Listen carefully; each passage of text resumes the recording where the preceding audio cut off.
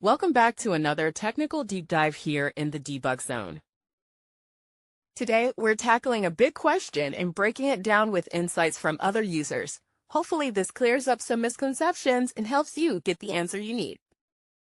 So, buckle up, stay a little curious, and let's jump right in.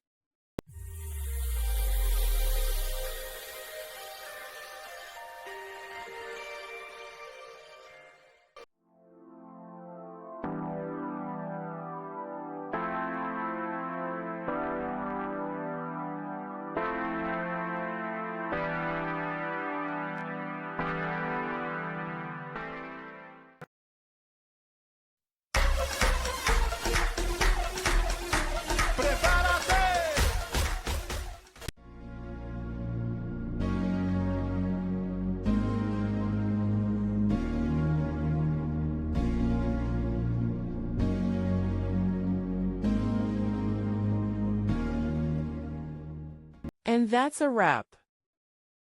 I hope you found the answer you were looking for. If you did, take a second to hit that subscribe button. It really helps out. And let me know in the comments which solution worked best for you. See you next time in the debug zone.